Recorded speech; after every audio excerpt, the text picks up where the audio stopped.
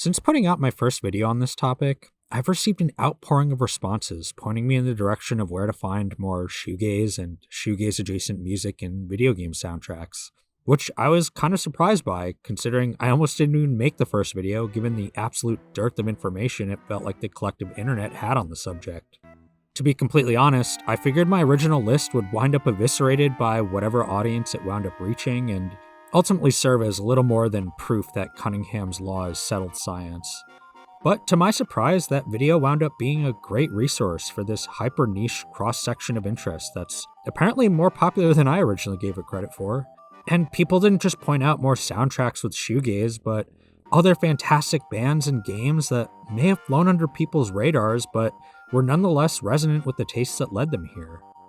So I figure it's only fair that I return the favor to all those who made that first video a welcoming micro-community and share some more of what I was able to find. So without wasting any more time, let's dive back into the beautiful world of shoegaze and video games. Now, I'll admit, this first one was an embarrassing overlook on my last video. I found it in the late stages of editing and decided I basically had to someday make a part 2 given how obvious an example I left on the table with the soundtrack to Life is Strange Before the Storm. Brought to us by the English indie folk shoegaze trio Daughter, this soundtrack gives us a decent blend of Daughter's stylistic offerings. Some of the tracks are pretty heavy on the 2010s indie pseudo-chamber pop vibe, while others dive into a noisier shoegaze realm.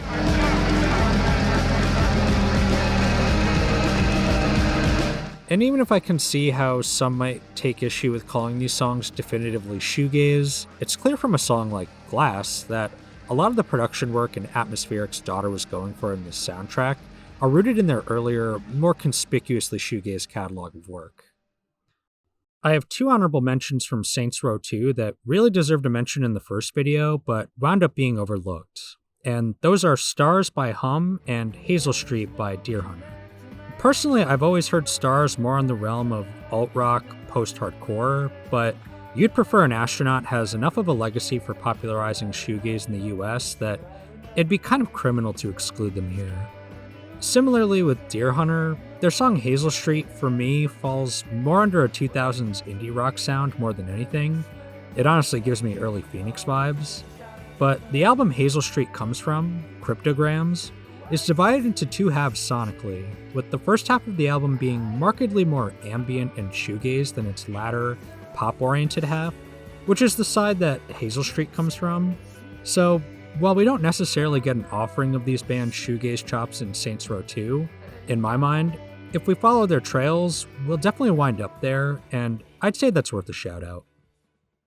Now, typically I've tried to shy away from using straightforward music games like Rock Band for these lists, but I'm making an exception for this next example because it was specifically composed for the game it comes from, which is Poppin' Music 16 Party for the Wii.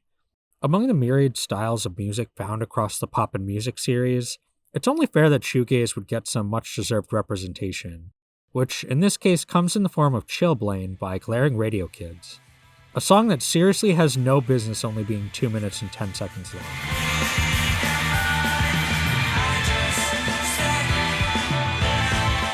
Series composer Jun Wakita is no stranger to the elements that make a memorable shoegaze song, and it couldn't be more apparent in this one. We open on a wall of noisy guitars, followed by wickedly catchy vocals, and a drum track that just refuses to let off the gas. I guess for a game like Poppin' Music, the idea is to keep it short and sweet, but damn, would have loved to have this song run a tad bit longer, if for no other reason than to shave down on the number of times I have to hit replay on it before my ears are satisfied. Our next example comes from the Japanese exclusive GameCube game Giftopia, which... Whoa, wait a minute. Shoegaze in a GameCube game? There's a way to get my GameCube, Her Eminence, to play an honest-to-God shoegaze track, and it never left Japan? This is going to take some time.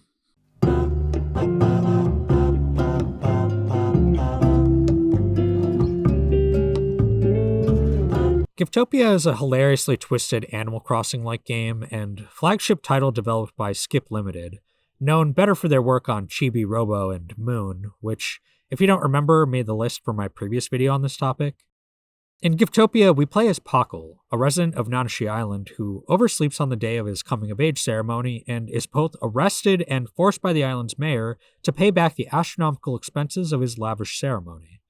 Like in Moon, the in-game background music can be changed through a radio station called Nanashi FM, which plays both original and licensed songs, one of which happens to come from the Japanese shoegaze group Kimi Plants, titled Closed Down.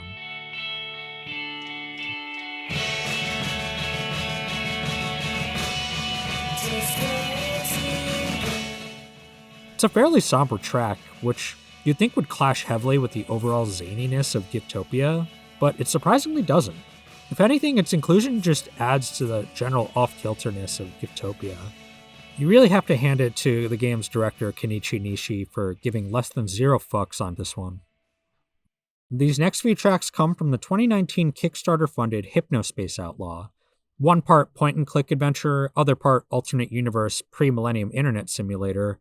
Hypnospace Outlaw commits heavily to its concept by having real musicians lend parody versions of 90s music to the game's soundtrack. Part of its era-appropriate commitment to the bit is achieved through a musical parody of shoegaze referred to in-game as dirtgaze. Presented by Shane Soderstrom of the real-life band Glamocaster, we get the tracks I'm Afraid and Fuzzbucket. I especially love these tracks for how heavily they lean into their lo-fi production quality. Fuzzbucket in particular really reminds me of early Yuck, who I acknowledge came well after the 90s, but if you listen to Yuck's early demo for The Wall, which I will die on the hill that it is better than the official album release, you'll know exactly what I mean.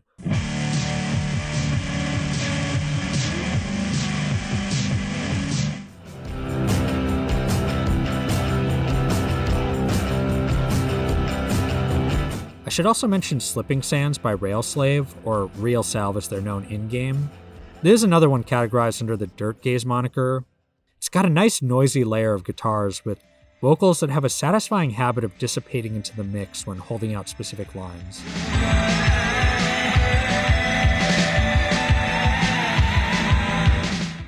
Definitely one to check out if you're looking to get more noisy jams into your rotation. And this next example is one I'll unflinchingly take the L on missing my first go-around. I haven't played Hi-Fi Rush yet, and I really should because, among so many other reasons, its soundtrack is graced by the Joy Formidable's whirring.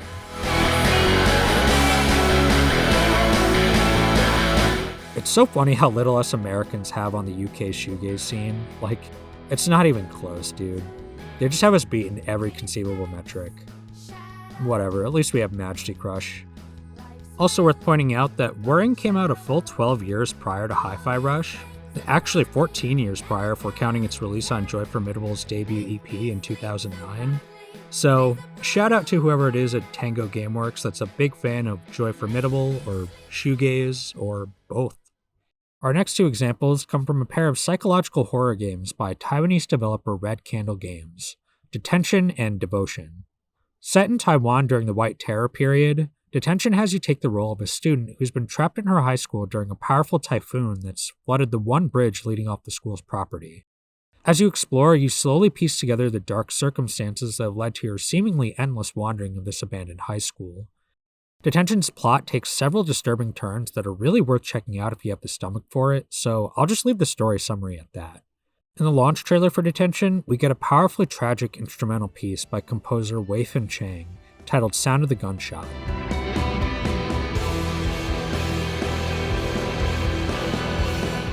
Despite being barely over 2 minutes in length, Sound of the Gunshot evokes that same raw intensity you'd find in Akira Yamaoka's work on the Silent Hill series, sans trip-hop obviously. I'll admit that I'm cheating a bit with this one, since it technically doesn't appear in the game itself, but I think trailers still count for something. Consider it an honorable mention if it really bothers you that much. Devotion, Red Candle Games' follow-up release, instead takes its cues from the horror masterpiece that never was, PT. Set in 1980s Taipei, Devotion involves exploring an apartment complex in a first-person view, examining and interacting with different objects and letters to uncover the mysteries behind our main character's descent into madness. In the game's end credits, we get a song by Taiwanese indie rock group No Party for Cho Dong titled Make a Wish, which spends its first 2 minutes deceptively calm, with delicate vocals and fairly scarce percussion, before abruptly launching into a minute-long burst of shoegaze.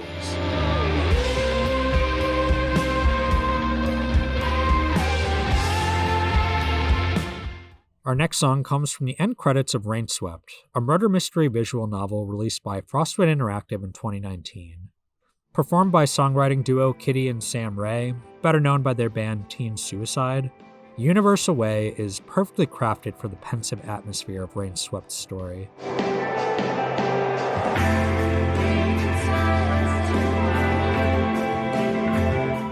The lo-fi production style, mixed with its echoing, overlapping vocals, evokes a world that's as dreary as it is vast, which I'd say is well suited to a crime story set in a pine-shrouded town.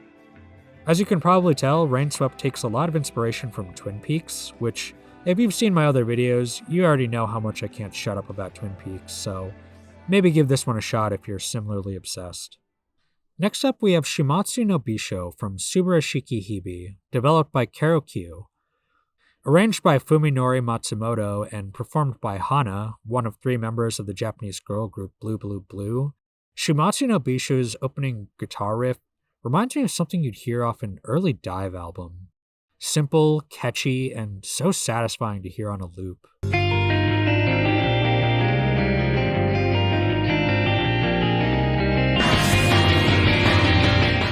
Also, as someone who's admittedly not fluent in visual novels, I have to commend them for having a great track record of including shoegaze in their soundtracks.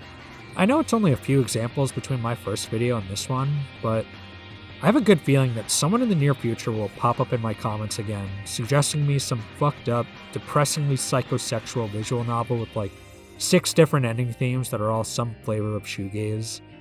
And honestly, I'm here for it. Consider my door always open. Oh, and speaking of Dive, they've actually shown up in a few games themselves.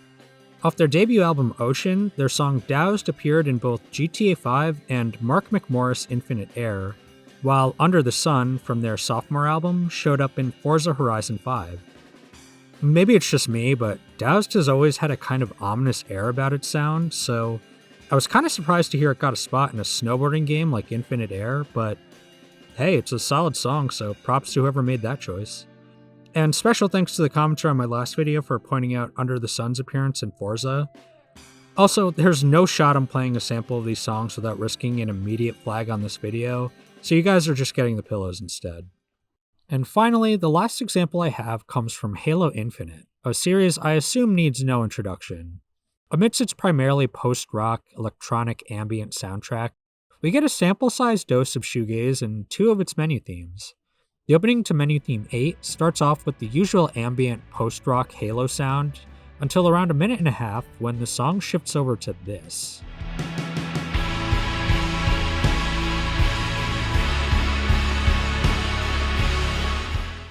And then the 9th menu theme similarly begins in that post-rock realm before breaking into this.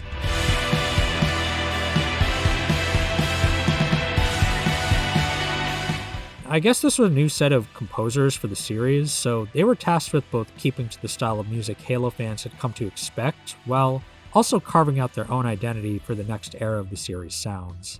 So, I think it's pretty cool that among the genres they experimented with, they opted to pay tribute to shoegaze. Now, like in my last video, I want to leave room for some honorable mentions that, while maybe not as clear-cut as the examples in the main list, still fall into some general realm of shoegaze. Okay, now, I know the Stellar Blade soundtrack falls more under alt-rock, but I want to mention it here for the same reason I mentioned SMT5's soundtrack in the last video. Because I think if you're a fan of shoegaze, a lot of the sounds explored in Stellar Blade's OST will resonate with you.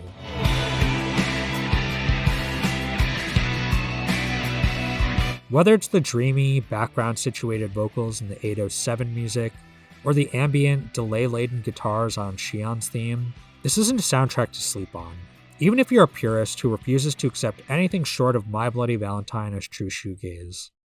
On a similar note, I feel like I'd be doing a disservice if I neglect to mention the soundtrack for Sable. Penned by none other than Japanese Breakfast, the main theme, Glider, is a personal favorite of mine. Michelle Zauner's lyrics, combined with the looping vocals and dreamy keyboards, perfectly embody the feeling of floating through a Mobius-inspired world. Without even reading her interviews, You can tell Michelle Zauner is not only familiar with, but respects the absolute hell out of video game music as a medium. Now, I'll be honest on this next one. I've seen a few people name drop the Armored Core series as having a shoegaze soundtrack, and at first, I really didn't hear what people were hearing. But listening to songs like Rain, Thinker, and Stargazer, I think I see where people are coming from. Amidst the electronic elements of Rain, we get guitar riffs that melt into the bass and crashing drums with enough echoing vocals that I can see why people compare it to shoegaze.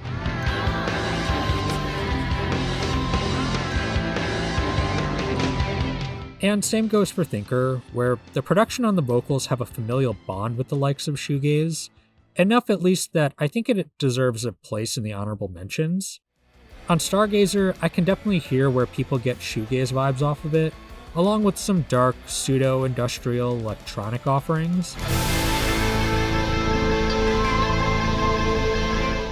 And while I acknowledge I'm probably going to be very alone when I say this, something about Armored Core's music reminds me of the Shadow the Hedgehog OST.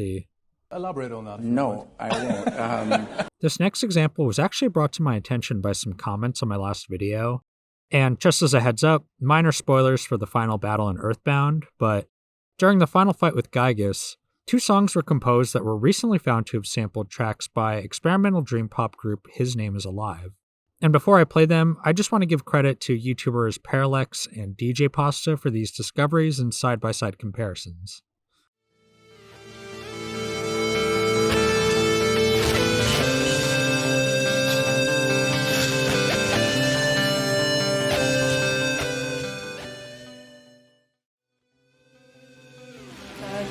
Bleeding and sad.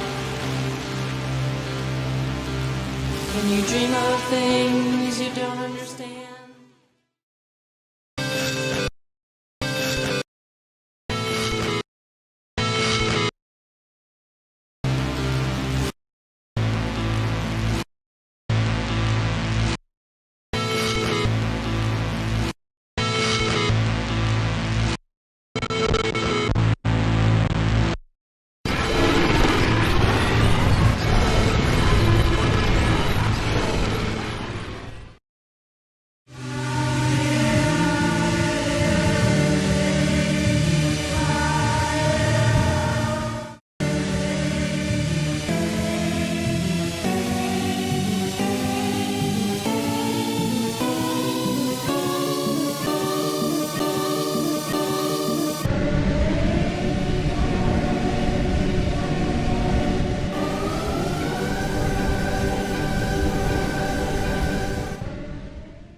One of Earthbound's composers, Hirokazu Tanaka, has actually mentioned Loveless in an interview about the albums that inspired the game's soundtrack, stating, "Known in Japan as My Blow, they've got this guitar playing constant, unstable, mixed noise, almost like a racket, lyrics that seem to fade away, and a pounding rhythm.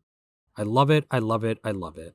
Even now, I'm still on the hunt for bands that try to imitate their sound. The flickering quality of Mother 2's music was largely influenced by this band, as was Itoi's Late Night Keyboard and Geek." Before I wrap up, I want to shout out one more track from Giftopia. Perhaps my favorite discovery throughout the entire process of making these videos, and it's not even remotely shoegaze. Titled in-game as Virtus Bomb by Akino Mizuno, though her personal YouTube channel has it simply listed as Vert. This track is not only infectiously catchy, but kind of difficult to define. While mixed and produced as a fairly standard, albeit stripped down, early 2000s pop song, its lyrics are sung completely in German alongside a chorus of Scandinavian-style violins, giving it a sound that's as spellbinding and eclectic as the game it comes from.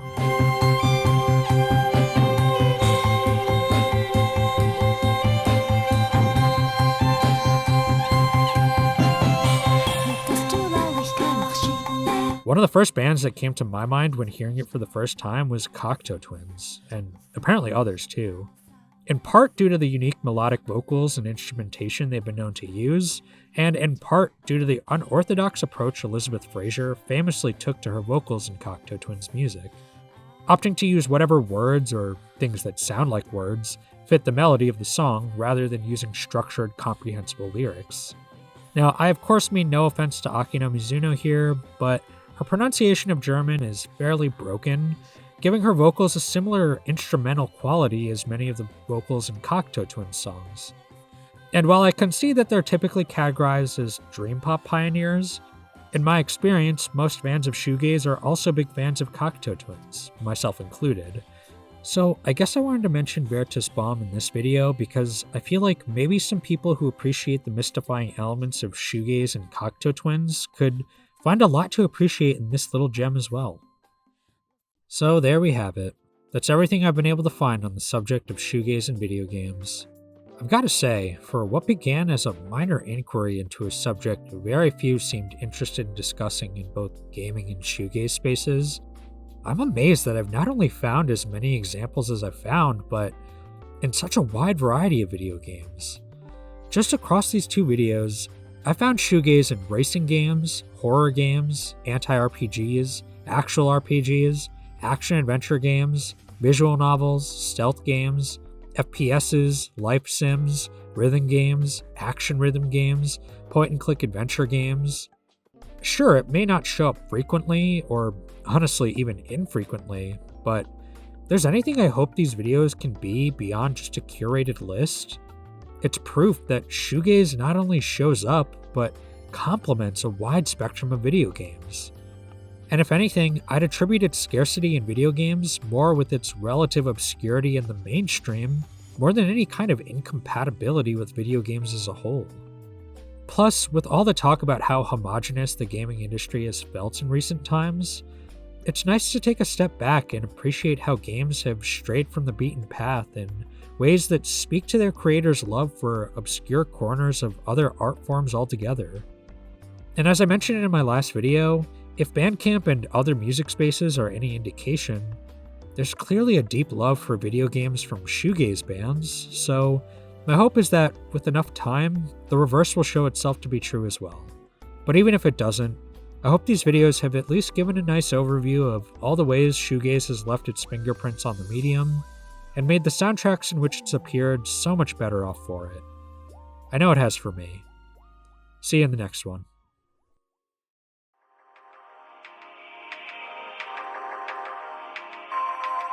Hey, thanks for making it to the end of this video. I originally had shelved this project, if anyone remembers the weird announcement I put up on my channel like 9 months ago. I had planned to put out a different video, and then life got kind of crazy and really just took me away from being able to do any of this for a long time, but I think everything's settled down enough that I can really get back to doing this at the frequency that I'd like to, so hopefully this next video gap won't be anywhere nearly as long as the last one, and I'll have something new out soon. I actually have another script ready, just need to re-edit it and put it all together, and it should be ready much sooner. And if you're new here and you haven't seen the first part, go check that out, I guess, and I'll probably just put footage up here of all the cool stuff I've been checking out this year. So yeah, thanks for listening. I'll see you in the next one.